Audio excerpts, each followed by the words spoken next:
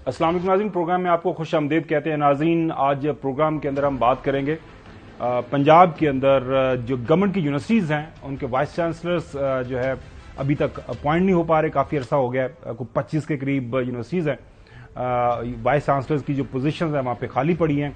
ज़ाहिर है किसी यूनिवर्सिटी का वाइस चांसलर अगर वहाँ पे मौजूद नहीं होता तो उस यूनिवर्सिटी के जो इंतज़ामी अमूर हैं उसके ऊपर काफ़ी ज़्यादा असर पड़ता है।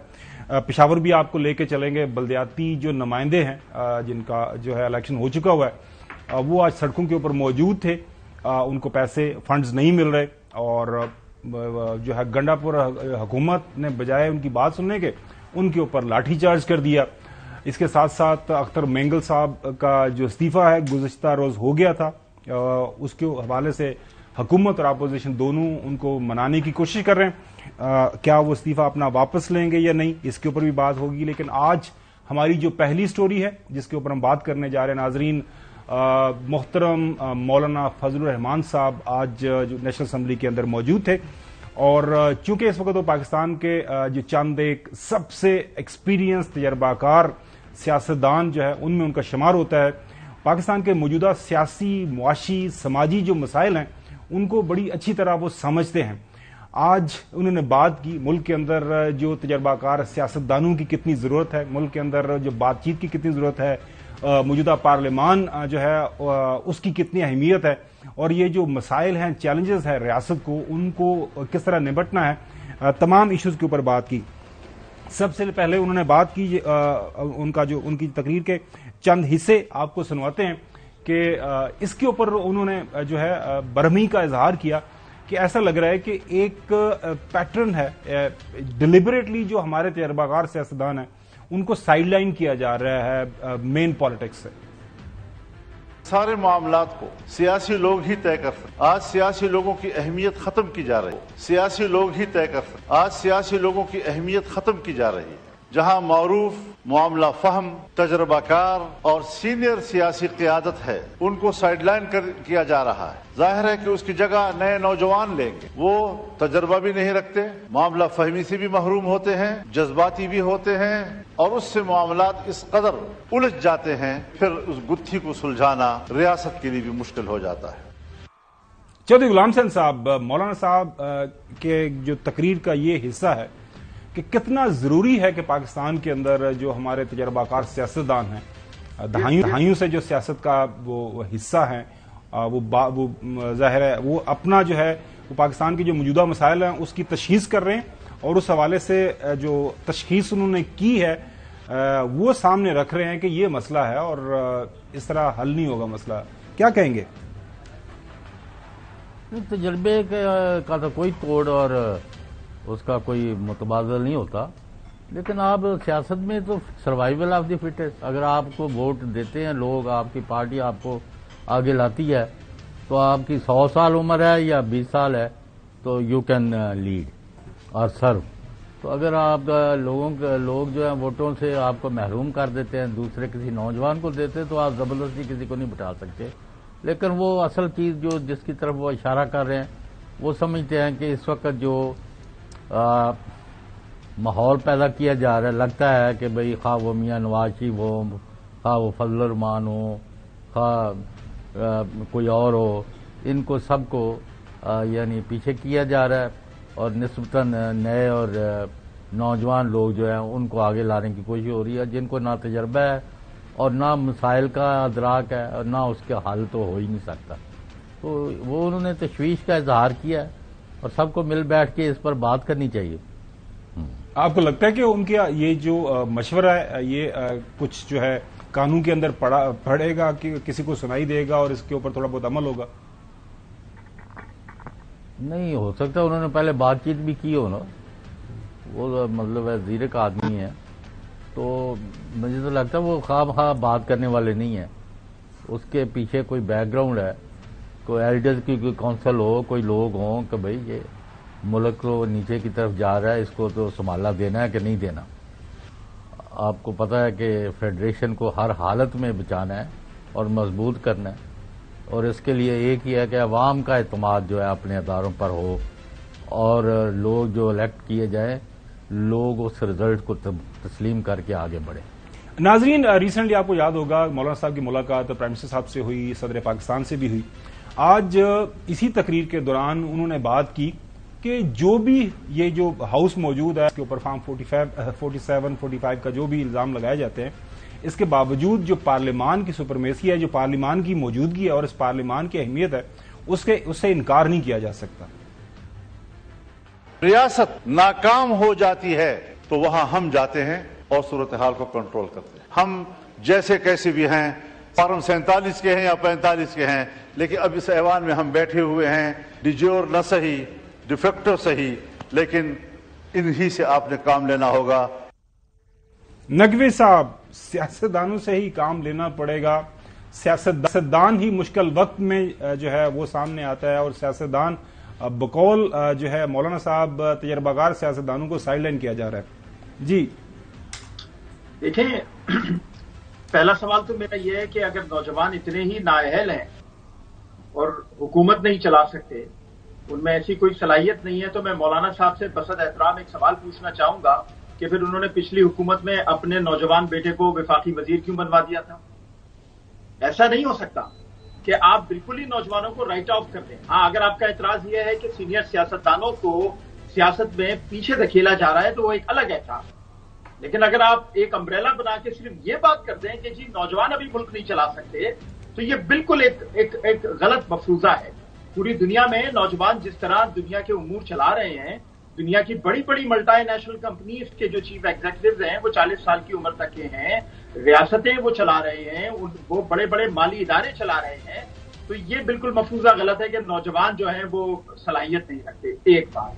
दूसरी बात कि हाँ, मौलाना साहब अगर ये इशारा करते हैं कि जो सीनियर सियासतदान या जो पाकिस्तान की सियासत में बहुत अरसे से सियासत में हैं, अब उनको पीछे धकेला जा रहा है, चाहे वो किसी की भी तरफ इशारा हो, तो ऐसा नहीं है।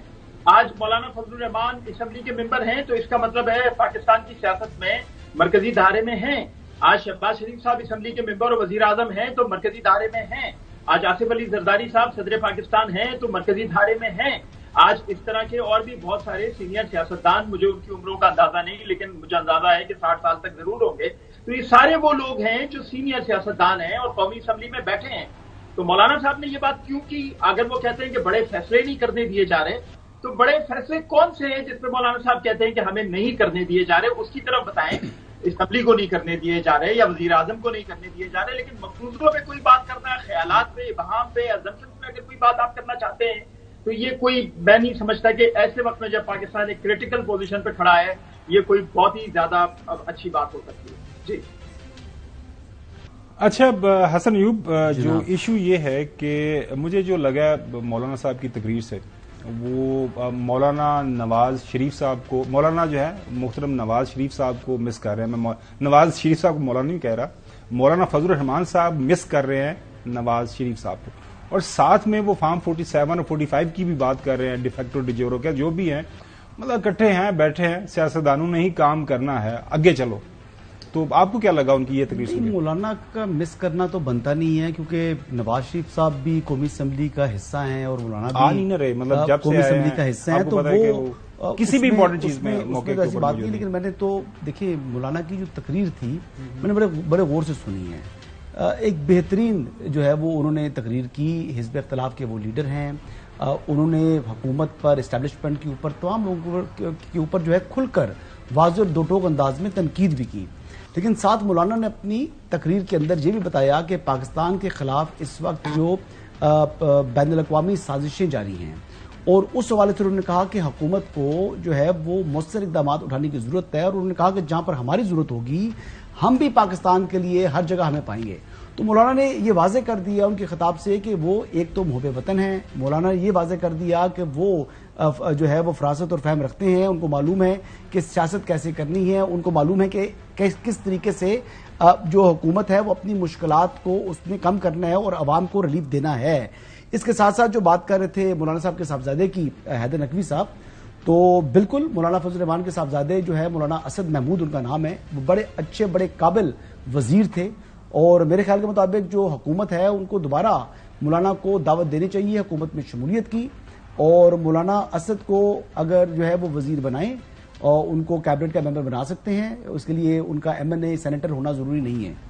تو یہ ساری پاسبلٹیز ہیں جی، اور مولانا اسد صاحب اور ناظرین جو اوور آل تقریر تھی، وہ جو ایک وے فارورڈ پیش کر رہے تھے مولانا صاحب، انہوں نے کہا ہے کہ سیاستدانوں کو ہی آگے بڑھنا ہے، وہ تقریر کا حصہ آپ کو سنایا۔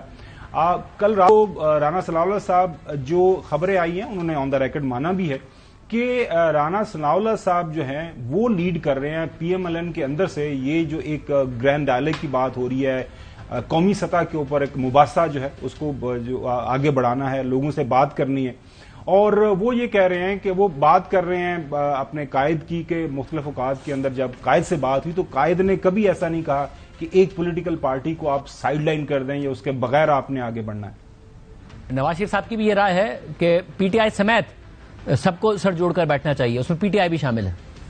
جی بالکل، جب بھی میاں نواز شریف صاحب نے بات کی ہے وہ بھلے 21 اکتوبر کو وہ ایک بہت بڑے جلسہ عام سے خطاب کر رہے تھے، یا جب بھی انہوں نے پارٹی میں میٹنگز میں ہمارے سامنے بات کی ہے، انہوں نے اپنی اس بات کے بعد کبھی یہ نہیں کہا کہ پی ٹی آئی کو نکال دیں۔ لیکن پتہ نہیں کیا وجہ ہے چودھری صاحب، آپ کے دوست ہمارے تو گرائی ہیں سیالکوٹ سے خواجہ آصف صاحب، وہ مختلف اوقات کے اوپر ٹیلی ویژن پروگرامز میں جاتے ہیں یا کوئی بھی ان کو پلیٹ فارم ملتا ہے نیشنل اسمبلی کے اندر، ان کی جو گرم گفتاری ہے وہ بڑی واضح ہے، وہ بڑے سخت لہجے کے اندر بات کرتے ہیں۔ نہیں ایسا نہیں ہو سکتا، یہ جس جگہ کے اوپر قومی سیاست کی بات آئے گی، قومی مفاہمت کی بات آئے گی، وہاں پہ تھوڑے پی ٹی آئی والوں کا نا کوئی لینا دینا کو نہیں۔ دیکھیں جہاں پہ قومی ڈائلاگ کی بات آئے گی نا، وہاں پہ ود آل ڈیو ریسپیکٹ میں معذرت کے ساتھ کہوں گا کہ وہاں پہ پی ٹی آئی کے جو معاملات ہیں وہ قومی نوعیت کے نہیں ہیں، وہ ایک بندے کی ذات سے شروع ہوتے ہیں، اس پہ ہی ختم ہو جاتے ہیں۔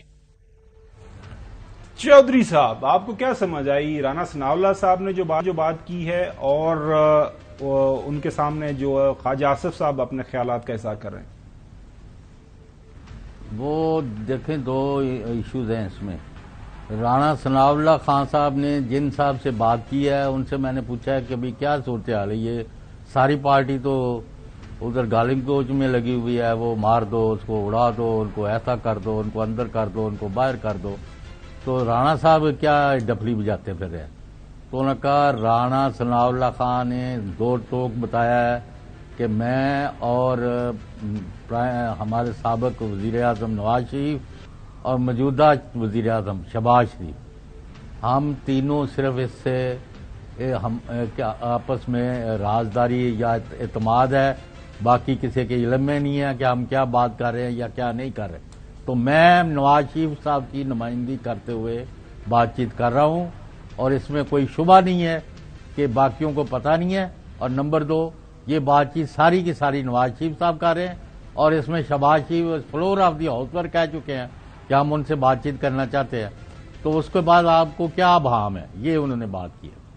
اچھا نبی صاحب، میری بھی کچھ لوگوں سے بات ہوئی ہے اسلام آباد کے اندر، اچھا زئی صاحب کی اور رانا ثناء اللہ صاحب کی ایک سے زیادہ نشستیں ہو گئی ہوئی ہیں، اور سنگل پوائنٹ ایجنڈا یہی ہے کہ یہ جو قومی سطح کے اوپر آپ نے کوئی نیشنل ڈائلاگ کی بات کرنی ہے، سیاسی استحکام لے کے آنا ہے، ساری جو سیاسی قوتیں ہیں ان کو مل بیٹھ کے آگے بڑھنا ہے، اور سیاسی قوتوں کا جب ذکر آتا ہے تو ایسا نہیں ہو سکتا کہ جی ہم کہہ دیں کہ پیپلز پارٹی سیاسی قوت نہیں ہے، ہم یہ نہیں کہہ سکتے کہ پی ایم ایل این سیاسی قوت نہیں ہے، ہم یہ نہیں کہہ سکتے کہ جی پی ٹی آئی تو ختم ہی ہو گئی، اس کا تو لینا دینا کوئی نہیں ہے یا ان کی کوئی حیثیت ہی کوئی نہیں ہے، وہ سب کو آپ کو ساتھ لے کے ہی آگے بڑھنا پڑے گا۔ نبی صاحب دیکھیں، بات یہ ہے کہ اس میں تو کوئی دوسری رائے ہونی بھی نہیں چاہیے کہ پاکستان کی تمام سیاسی جماعتیں جو پاکستان کی سیاست کا حصہ ہیں ان کے درمیان نہ صرف ڈائلاگز ہونا چاہیے، اگر وہ اسمبلی کا حصہ ہیں تو ان کے درمیان قانون سازی پہ بھی اور حکومت اور ریاست چلانے پہ بھی ملاقاتیں اور مشورے ہونا چاہیے، اس میں کوئی دوسری رائے نہیں ہے،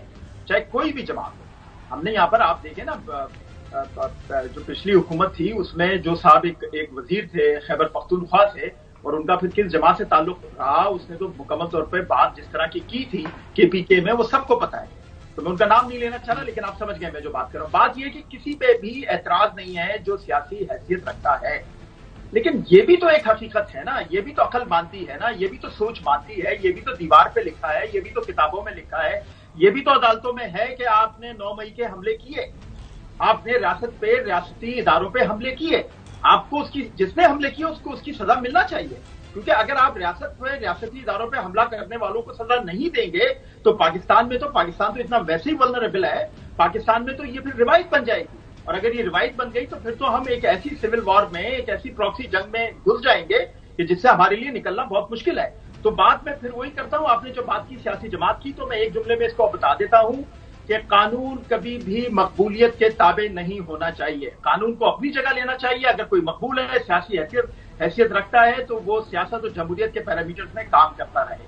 جی، آئین اور قانون کی جہاں پہ عمل داری ہے حسن، اس پہ تو کوئی اختلاف رائے نہیں ہے، کسی کے اوپر الزام ہے وہ انٹل پروون گلٹی، وہ آپ کو پتا ہے انوسنٹ ہی ہوتا ہے، کوئی بھی ہو، اینی بڈی۔ اب پرابلم یہ ہے کہ یہ جو ڈائلیگ کی بات ہو رہی ہے، آپ کو لگ رہا ہے کہ اس میں سے کچھ نکلے گا؟ کیونکہ آپ کی ملاقات ہوئی ہوگی اور یقینی طور پر آپ کی ایکسس ہے کہ پی ایم ایل این کے اندر جو چوئی صاحب بات کر رہے ہیں نا، ایک جو دڑا ہے وہ یہ سمجھتا ہے اور اس کا خیال یہ ہے کہ قائد جو ہے اس مصلحت کے حق میں ہے، وہ چاہ رہے ہیں کہ بات آگے بڑھے، ایکسپیرینس پولیٹیشین ہے، اور لیکن یہ جو کچھ لوگ ہیں جن کو لوپ میں نہیں لیا گیا، یا جو یہ سمجھتے ہیں کہ اگر یہ معاملات آگے بڑھے تو شاید ان کی سیاست کو کوئی دھچکا لگے گا، وہ اسپائلر کا کردار ادا کر رہے ہیں۔ نہیں، خواجہ آصف صاحب جو ہیں وہ اتنے ہی قریب ہیں، بلکہ زیادہ قریب ہیں شہباز صاحب کے بھی اور نواز شریف صاحب کے بھی۔ اگر ان کے درمیان کمپیرزن کیا جائے رانا ثناء اللہ صاحب کا اور ان کا، تو بات یہ ہے کہ جو خواجہ صاحب کی بات ہے وہ بات اس لحاظ سے وہ کر رہے ہوں گے کیونکہ جو ماضی کے تلخ جو حقیقتیں ہیں اس سے آپ جو ہے وہ اس کو کس طرح اگنور کر سکتے ہیں۔ فار ایگزامپل، ہندوستان نے پاکستان پر جو ہے وہ حملہ کیا، ایک قسم کا اس ٹائم مشاورت کا اور مذاکرات کا عمل ہونا تھا، حزبی اختلاف یا پارلیمنٹ نے بیٹھ کر ایک متفقہ لائے عمل دینا تھا۔ اس موقع کے اوپر اس وقت کے وزیر اعظم نے کہا کہ میں نے اپوزیشن کے ساتھ نہیں بیٹھنا، یہ عمران خان صاحب تھے، پرائم منسٹر تھے، انہوں نے کہا میں نہیں بیٹھوں گا، میں نے ان سے کوئی مذاکرات نہیں کرنی۔ تو یہ روایت ان کی ڈالی ہوئی ہے، تو ابھی بھی عمر ایوب صاحب کے ساتھ گفتگو ہو سکتی ہے، گفتگو ہو سکتی ہے، نہیں ان کے ساتھ ہو سکتی ہے، تو اشرف زئی صاحب کے ساتھ تو شاید مذاکرات آپ خود فرما رہے ہیں کہ شاید ہو رہی ہیں ان کی بات چیت، لیکن اگر رانا ثناء اللہ صاحب اس بات کو انگیج کر رہے ہیں اس معاملے کو، تو پھر میرے خیال کے مطابق یہ پھر لیول اوپر آنا چاہیے۔ اگر اشرف زئی صاحب نے بیٹھنا ہے تو وہ یا شہباز صاحب کے ساتھ بیٹھ جائیں یا نواز شریف صاحب کے ساتھ بیٹھ جائیں۔ آنے والے دنوں کے اندر یہ اس سٹیج کے اوپر جہاں پر آپ بات کر رہی ہیں، میرا نہیں خیال کہ کچھ پروڈکٹیو یہ بات ہو سکتی ہے، اور اگلا ڈائلاگ میرے خیال سے کوئی اس طرح کے جو کہتے ہیں نا کانکریٹ کوئی ڈائلاگز وغیرہ بھی کچھ کا ہمیشہ ناظرین ہم نے پاکستان کے اندر پاکستان کی جو سیاسی تاریخ ویری ریسنٹ، آپ کو یاد ہوگا این آر او کا جو معاملہ ہوا تھا، پھر اس سے پہلے جو ہے لندن کے اندر چارٹر آف ڈیموکریسی کے سگنیچر ہوئے تھے، بعد میں پھر آپ کو پتا ہے اے آر ڈی بنی تھی 2008 کے اندر، پیپلز پارٹی اور مسلم لیگ نون ایک اتحادی حکومت کا حصہ بھی بن گئے تھے۔ یہ سیاست کے اندر چیزیں چلتی رہتی ہیں اور چلتی رہنی چاہیے۔ بریک کی طرف جا رہے ہیں اور بریک کے بعد بات کریں گے پشاور کے اندر جو بلدیاتی نظام جو لوگ نمائندے ہیں وہ سڑک کے اوپر کیوں ہیں، اور مینگل صاحب کیا استعفی واپس لیں گے؟ حسن کے پاس کوئی انسائڈ سٹوری؟ ناظرین، سردار اختر مینگل بہت پرانے سیاستدان ہیں بلوچستان سے، اور ان کا کافی اثر و رسوخ ہے بلوچستان کے اندر، نیشنل پالیٹکس کے اندر بھی، اور جب سے انہوں نے استعفیٰ دیا ہے گزشتہ روز تب سے لے کے ابھی تک ہم دیکھ رہے ہیں کہ ایک بی لائن جو بنی ہوئی ہے ان سے ملاقاتوں کی، حکومت بھی مل رہی ہے، اپوزیشن بھی مل رہی ہے، اور یہ جو خاص طور پر سیاسی معاملات ہیں وہ رانا ثناء اللہ صاحب جو کہ لیڈ کرتے ہیں پارٹی کی طرف سے، تحمل مزاجی کے ساتھ لوگوں سے بات کرتے بھی ہیں، لوگوں کی بات سنتے بھی ہیں۔ ان کی ملاقات ہوئی، کیا فرمایا انہوں نے، سنیے۔ انہوں نے جو کل استعفے والی بات کی ہے پارلیمنٹ سے، تو ہم نے ان کو یہ ریکویسٹ کی ہے، ریویو پٹیشن جو ہے وہ ہم نے داخل کر دی ہے، اور ہماری ریویو پٹیشن کو انہوں نے رجسٹرڈ کر لیا ہے۔ اب اس کے اوپر آرگومنٹس ہوں گے، اور ہمیں پوری امید ہے کہ ہماری پٹیشن جو ہے وہ ایکسیپٹ ہوگی۔ ہمیں ان کا بے پناہ احترام ہے، اور ہم چاہتے ہیں کہ جمہوری جدوجہد میں بلوچستان کے حقوق اور بلوچستان کی محرومیوں سے متعلق جو ان کا کردار ہے وہ بڑا توانا، بڑا طاقتور ان کا کردار ہے، ان کی بڑی زوردار آواز ہے، وہ جو ہے پارلیمنٹ میں موجود رہنی چاہیے۔ آپ کیوں ناخوش ہیں؟ آپ کیوں نہیں چاہتے کہ وہ استعفیٰ واپس لیں اور آئیں؟ کیونکہ وہ خبر آ رہی ہے کہ وہ کہہ رہے ہیں کہ وہ مجھے راضی کرنے آئے تھے، میں نے ان کو راضی کر لیا، تو میں ابھی اپنے استعفے کے اوپر قائم ہوں. خبر کیا ہے؟ پوچھنا یہ ہے کہ بی این پی مینگل نام کی کوئی جماعت ہے یا اختر مینگل صاحب اکیلے ہیں؟ اب اگر ان کی جماعت ہے جس کے 2 سینیٹرز ہیں، ایک ایم پی اور ہے، تو پھر مستعفی اگر پارلیمنٹ سے باہر جانا ہے تو تمام لوگ جائیں نا. یہ تو بیسکلی استعفیٰ نہیں ہے، یہ اپنی اہمیت اجاگر کرنا چاہ رہے ہیں. کیونکہ اب دیکھیں نا، اب 4 دن نہیں گزرے، ابھی جو نواب عطا اللہ مینگل بہت بڑا نام تھا بلوچستان کا، ان کی برسی گزری، ان کا تو بہت لوگ عزت کرتے تھے، لیکن ان کے وہ اب جو ہے وہ پوزیشن نہیں رہی کہ لوگ وہاں ان کی برسی پر شریک نہیں ہوئے. تو ان کے لیے تو ایک ویک اپ کال ہے. اب یہ ریلیونٹ ہونا چاہ رہے ہیں، استعفیٰ دیتے بھی نہیں ہیں. جیسے وہ الطاف حسین صاحب نہیں کہتے تھے کہ میں ایم کیو ایم سے استعفیٰ دے رہا ہوں، پھر اینڈ میں ہوتا تھا جی کیونکہ رابطہ کمیٹی نے کہا تو میں استعفیٰ نہیں دے رہا. تو مجھے کام کو ملتا جلتا نظر آ رہا ہے جناب. چلیں اچھی بات ہے. ناظرین، عدنان طارق ہمارے نمائندے پشاور سے ہمارے ساتھ موجود، ان سے جانتے ہیں آج پشاور میں یہ جو ہے بلدیاتی نمائندے کیوں سڑک کے اوپر تھے اور گنڈا پر حکومت نے ان کے ساتھ یہ زیادتی کیوں کی. ہم نے دیکھا کہ لاٹھیں شاٹیں برسائی گئی. طارق بتائیے گا ہوا کیا آج؟ جی بالکل، بہت بہت شکریہ. آج صوبائی دارالحکومت میں پشاور کا ریڈ زون جو ہے وہ میدان جنگ بنا رہا. آج صبح تقریباً 10:30 بجے خیبر پختونخوا کے بلدیاتی نمائندے، جس میں نیبرہڈ اور ولیج کونسل کے 700 سے زائد نمائندے جو تھے، انہوں نے آج صبح خیبر پختونخوا اسمبلی کے سامنے جناح پارک میں ایک احتجاج کیا. پرامن احتجاج 4 سے 5 گھنٹے تک جاری رہا. اس کے بعد میئر پشاور جو اس احتجاج کو لیڈ کر رہے تھے، جن کا تعلق جمعیت علماء اسلام سے ہے، وہ اور ان کے ساتھ پورے صوبے سے جو بلدیاتی نمائندے آئے ہوئے تھے، جن میں زیادہ تر مالاکنڈ، ہزارہ ریجن اور اس کے ساتھ جنوبی اضلاع سے بھی، قبائل سے بھی آئے ہوئے تھے. تو 1 بجے کے بعد پرامن احتجاج اس وقت شدت اختیار کر کے جب سب نے کہا کہ ہمارے مطالبات 2.5 سال سے فنڈز کی عدم ادائیگی اور اس کے ساتھ ساتھ جو بلدیاتی نظام جو ہے جو 2018 کا ترمیم شدہ تھا، اس کو اصل حالت میں جو ہے وہ لانے کے لیے انہوں نے 2.5 سال سے انتظار کیا، اس کو بحال نہیں کیا جا رہا تھا اور ان کو فنڈز بھی نچلی سطح پر منتقل نہیں کیے جا رہے تھے. تو فنڈز کی عدم ادائیگی کی وجہ سے آج انہوں نے احتجاج کیا اور 2.5 گھنٹے بعد جو ہے تقریباً ان کا احتجاج جو ہے ریڈ زون میں داخل ہونے کی کوشش کی. تو پولیس کی جانب سے بھرپور ان کو جو ہے مزاحمت کا سامنا کرنا پڑا. گو کہ یہ لوگ بلدیاتی. اچھا، ابھی لیٹسٹ کیا چل رہا ہے؟ ابھی سنا ہے کوئی وہاں پہ مذاکرات ہو رہے ہیں، کوئی خبر ہے؟ جی بالکل، ابھی جو 7 رکنی کمیٹی جو ہے، جو میئر پشاور جن کو لیڈ کر رہے ہیں، وہ کمشنر ہاؤس گئے اور وہاں سے وزیر اعلیٰ گنڈا پور نے ان کو بلا لیا ہے. اب ان کے ساتھ مذاکرات کر رہے ہیں کہ اس معاملے کو لیٹس ہوپ کہ یہ معاملہ حل ہو جائے. نقوی صاحب، یہ بڑا ضروری ہے. ویسے چلو کم از کم کے پی کے اندر یہ نمائندے الیکٹڈ تو ہوئے نا. پشاور یہاں پہ اسلام آباد کا آپ کو پتا ہے کہ وہ ملتوی کر دیا انہوں نے. لوکل گورنمنٹ کے الیکشن بھی پنجاب میں بھی ہونے ہیں اور باقی صوبوں کے بھی اندر. کوئی کہیے گا؟ دیکھیں، پہلی چیز تو یہ کہ آپ نے کراچی کا نام نہیں لیا. کراچی میں اور حیدرآباد میں بھی اور سکھر میں بھی انتخابات ہوئے ہیں لوکل باڈیز کے، اور وہاں پہ بھی میئر موجود ہیں. ایک بات. دوسری بات یہ کہ یہ خیبر پختونخوا میں جو احتجاج ہو رہا ہے، یہ احتجاج تو مطلب یہ تو ہوتے رہتے ہیں. یہ حکومتوں میں چاہے صوبائی حکومتوں کے خلاف ہو، مرکزی حکومتوں کے خلاف ہو، اور حکومتوں کو چاہیے کہ اس طرح کے میجرز لیں کہ جس کے بعد یہ مسائل حل ہوں. لیکن اس سے پہلے جو بات ہو رہی تھی مینگل صاحب کی، دیکھیں آپ نے اس سے پہلے سیگمنٹ میں جو سنوایا تھا رانا ثناء اللہ صاحب کا کہ نواز شریف صاحب چاہتے ہیں کہ سب سے بات ہو، تو ایک بڑا اچھا جیسٹر دکھایا ہے حکومتی جماعتوں نے کہ وہ مینگل صاحب کے پاس گئے. اگر نہیں جاتے تو کوئی فرق نہیں پڑنا تھا، لیکن وہ گئے کیونکہ وہ بلوچستان کے بڑے نمائندہ سیاستدان ہیں. ان کے پاس گئے، ان سے بات کی، ان کو استعفیٰ واپس لینے کا تیار کیا. اور یہی رویہ چاہیے پاکستان کے لیے کہ اس طرح جو بھی روٹے ہوئے. بالکل صحیح، اچھی بات ہے. چوہدری صاحب، آپ کو لگتا ہے کہ یہ جو ہے لیں مینگل صاحب استعفیٰ واپس؟ بہرحال ان کو سب نے جا کے ریکویسٹ کی ہے تو ان کی اہمیت تو ایکسپٹ کر لی گئی ہے نا. ہاں بالکل، میرے خیال میں ان کو ریویو کرنا بھی چاہیے. یا ہی میں پارٹی سے ڈسکس. بالکل صحیح، بالکل صحیح. ناظرین، جو ہے بریک کے بعد ناظرین بات کریں گے پنجاب کے اندر جو ایجوکیشن کا بڑا سیریس مسئلہ ہے. جو گورنمنٹ کی یونیورسٹیز ہیں، ان کے وائس چانسلرز کی اپوائنٹمنٹ، ان کی تعیناتی ہونی تھی، کیا روک رکاوٹ ہے، بات کریں گے. Stay with us. Welcome back. ناظرین، پاکستان کے اندر ایجوکیشن کے جو معاملات ہیں وہ آپ کے سامنے ہیں.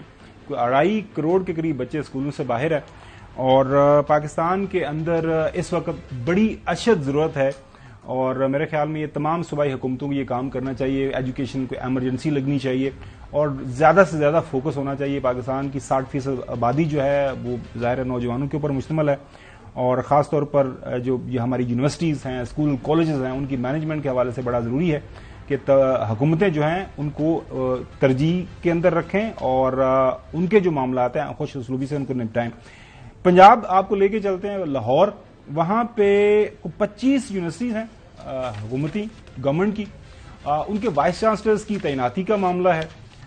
وہ کیوں نہیں ہو پا رہی, اور ظاہر ہے ایک یونیورسٹی کا وائس چانسلر اگر موجود نہیں ہوگا تو پھر پالیسی گائیڈ لائنز ہیں, انتظامی امور ہیں, کافی زیادہ اس کے اوپر اثر پڑتا ہے. لاہور سے حسن حفیظ ہمارے نمائندے ہمارے ساتھ موجود ہیں, ان سے جانتے ہیں یہ کب سے معاملہ جو ہے مؤخر ہے, کیوں یہ اتنا تعطل کا شکار ہے, کیا وجہ بنی ہے کہ اور کس عرصے سے یہ یونیورسٹیز جو ہیں بغیر وائس چانسلر کے چل رہی ہیں. حسن.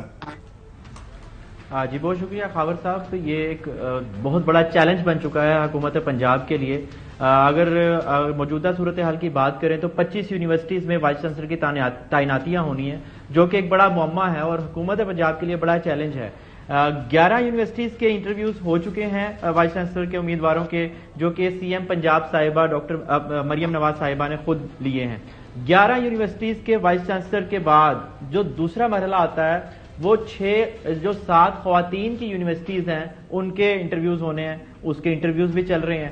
اس بات کو 3 دن گزر گئے ہیں کہ 11 سے 12 یونیورسٹیز کے انٹرویوز میڈم سی ایم جو ہے وہ لے چکی ہیں, لیکن ابھی تک تیسرے روز بھی کوئی تعیناتی نہیں ہوئی ہے.